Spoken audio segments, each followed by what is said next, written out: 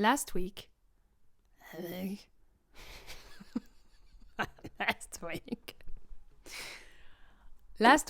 I asked you if you had any questions for an opera student like me.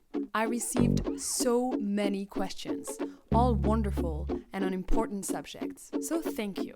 Mais au lieu de vous répondre dans une vidéo FAQ classique, je me suis dit qu'il était temps de faire quelque chose d'un peu nouveau.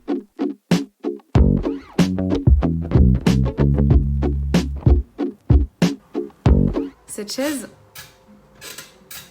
au moment où j'ai décidé que je voulais devenir chanteuse, d'un coup j'ai fait face à beaucoup de rejets. J'avais essayé après mon bac de rentrer dans la formation de Notre-Dame de Paris, ça n'avait pas fonctionné. J'ai essayé 2 fois de rentrer au Jeune Chœur de Paris, donc qui est une formation qui est au Conservatoire Régional de Paris pour les jeunes chanteurs, ça n'a pas fonctionné. Mes 3 années à Paris avant de passer les concours à l'étranger, j'étais partout et en même temps nulle part à la fois. Je faisais du théâtre au conservatoire d'arrondissement, je prenais des cours de chant avec Gisèle Fix au conservatoire d'arrondissement. En même temps, passais mon DEM de solfège au conservatoire régional de Gennevilliers. Je faisais partie de chœur et d'ensemble vocaux. Ma dernière année à Paris, j'ai intégré l'académie du chœur de l'orchestre de Paris. Comme je faisais partie de l'académie, qui est un groupe de jeunes, en fait, il y avait aussi un aspect formation. Donc c'était génial parce qu'en même temps, je chantais en chœur, j'avais des opportunités de chanter avec des super chefs, des super solistes. On est partis en tournée, j'ai pu découvrir l'enregistrement d'albums. Après 3 ans, d'être un peu comme ça partout et nulle part, j'ai décidé qu'il fallait que je me présente au CNSM, donc au Conservatoire National Supérieur de Musique. En France, le CNSM de Paris, c'est le Graal, quoi. Donc j'étais là, allez, on le tente, et en même temps, moi, mon rêve, ça a toujours été d'étudier aux États-Unis. J'avais fait un stage un été à l'Académie de Nice avec une prof américaine et qui avait ramené tous ses élèves des États-Unis. Et les gens, ils avaient genre 17 ans, 18 ans et ils avaient une technique vocale de malade mental. Can you do a high woo and go there? That's an incredible display of listeners. Bon, ils étaient nuls en langue, musicalement c'était pas la folie, mais ils avaient une technique vocale, ils avaient des voix qui fonctionnaient. Je me suis présentée partout sur la côte Est, en gros dans les grandes écoles de la côte Est, donc à New York, à Boston et à Montréal. Donc j'ai pas été prise au CNSM, le concours a été genre en février, et sur le coup ça m'a explosé quoi. Et donc après je suis partie aux États-Unis, enfin en Amérique du Nord pour passer les concours. J'ai eu tous les concours, genre j'ai été acceptée partout. Donc petit boost de confiance qui a fait du bien, je pense. Que ce soit à Montréal ou aux États-Unis, ça allait me coûter excessivement cher, il fallait que j'emprunte de l'argent et ça c'était pas très malin. Et tout en réfléchissant à ça, je me présente à Amsterdam. Donc moi j'avais demandé une prof française qui enseignait là-bas à l'époque. J'arrive en audition et je vois que 2 profs hollandais dans le panel d'audition. Avant de chanter, ils me disent « Oui, on a vu sur votre formulaire d'inscription que vous avez demandé tel prof, mais en fait, elle n'enseignera plus ici l'année prochaine. Elle va être remplacée par un nouveau professeur. » Donc moi, j'étais là « Ah ?» Donc en fait, au moment où ils m'ont refait revenir dans la salle, ils m'ont dit « Bravo, vous êtes admissible. Mais du coup, qu'est-ce qu'on met sur votre formulaire d'inscription par rapport à votre choix de prof de chant ?» Et moi, dans ma tête, j'étais là, tu vois, si je demande à rentrer dans telle classe ou telle classe, si ça se trouve, ils auront plus de place. Je dis, mettez qu'importe. Donc je savais que j'étais prise à Amsterdam, et je reçois un mail avec le nom de mon prof de chant, et là, je vois qu'il est américain.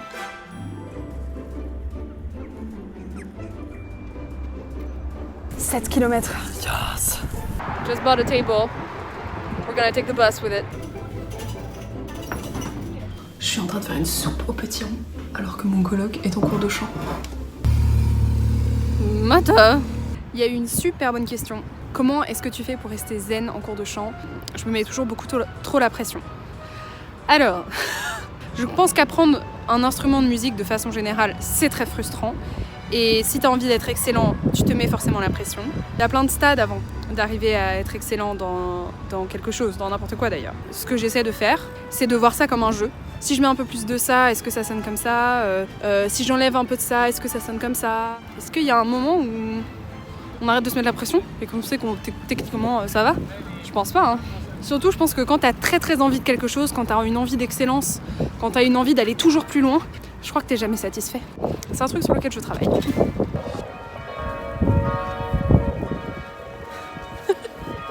You cannot go to the clubs. You jam in the street. Regardez, je suis dans un endroit où il y a personne, donc je vais enlever mon masque. J'ai l'impression, moi, personnellement, d'être chanceuse par rapport à où j'en suis dans mes études et à quel moment frappe cette pandémie. C'est-à-dire que je passe mon bachelor là, mais après, je peux partir en master, tu vois. Je peux rester un peu plus longtemps dans une bulle un peu de sécurité de « oh, je suis étudiante ». Mais j'espère que d'ici 1 an ou 2 ans, quand moi-même, je devrais sortir de là et aller auditionner ailleurs et faire des castings et des choses comme ça, j'espère qu'au moins les quelques productions seront remises en route. Il y a des mecs qui sont venus s'installer pile à mon spot. C'est pas très gentil ça. Là où ça m'affecte le plus par rapport à ma carrière, c'est plutôt par rapport à ma formation en fait. Je sais pas si vous aussi vous sentez ça, vous qui êtes aussi en conservatoire, etc. Comme t'es pas constamment dans ce truc-là, d'entendre ses collègues et de toi-même chanter face à tes collègues et à tes professeurs bien sûr, ça fait que d'une certaine façon, je me sens pas tellement étudiante dans mon quotidien. Parce que j'ai pas ce sentiment-là d'appartenir à une communauté de jeunes musiciens qui sont dans l'apprentissage en même temps, ensemble. Yes, Bakute! This guy, if he wants to do something, he does it from the scratch. J'ai vu cette vidéo sur Instagram ce matin de Penepati, un jeune ténor, enfin qui travaille déjà, hein, mais qui est juste génial.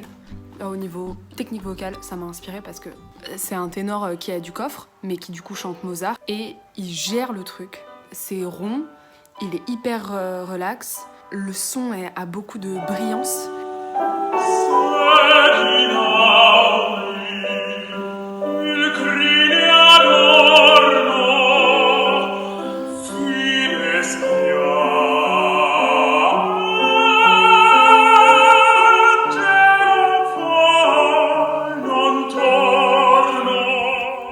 Pardon, mais c'est juste. I also just did a TikTok for Opera Vision. So Carmen is a gypsy. And Don Jose is a soldier. Don Jose is a good boy and he doesn't want to do any wrong to his army and to his mother. Jay Shetty, que tel une bolosse, j'ai découvert que très récemment. J'avais déjà été super inspirée par son interview avec Ashley Graham, mais après il va un peu plus loin et en fait il commence à expliquer des trucs de son livre. Quand les gens lui demandent, je sais pas quelle est ma passion, j'arrive pas à trouver ma passion. Your passion plus your expertise plus your compassion equals purpose. So that is the formula. Passion begins with curiosity and interest.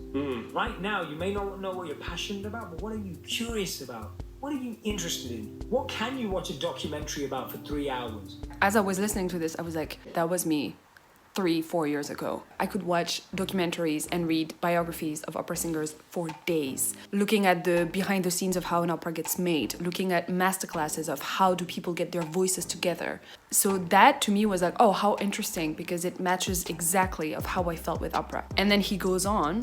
Who is it that you follow that you're jealous of? Sometimes purpose and passion can also come from darker, let's say, emotions. And jealousy is pain. Jealousy is not a nice feeling to feel jealous, but it also can reveal something very positive that is like, okay, if I'm jealous of that person, of what they're living, then it means that this is what I want. How can I achieve that? And he's not saying passion is not enough, you need to work. It's a different speech. You also need to have this extra thing of like, not only curiosity, but desire of getting that craft, of learning it. Regardez ce que j'arrive à faire. Je suis trop fière parce que j'arrive pas à faire ça avant.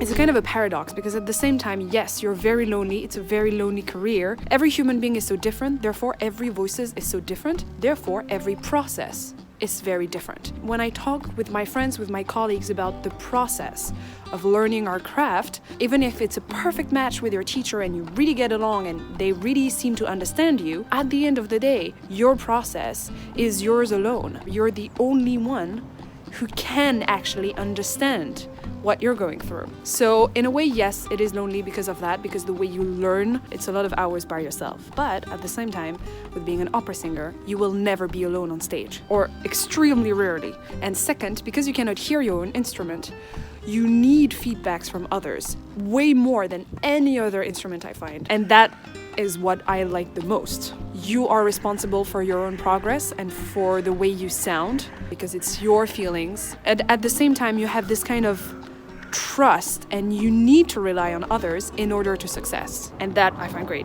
Do you like this kind of vloggy situation? Let me know what you think in the comments below. I'm gonna keep some of your questions, guys. They were great. I might do a separate episode of this. I would love to involve some of my friends and colleagues in all of this. Let me know if you would like that. And if you have more questions, I'll ask my friends. So you can even ask questions for tenors and baritones and mezzos and younger people, older people than me. I want to try to create a nice thing. So yeah.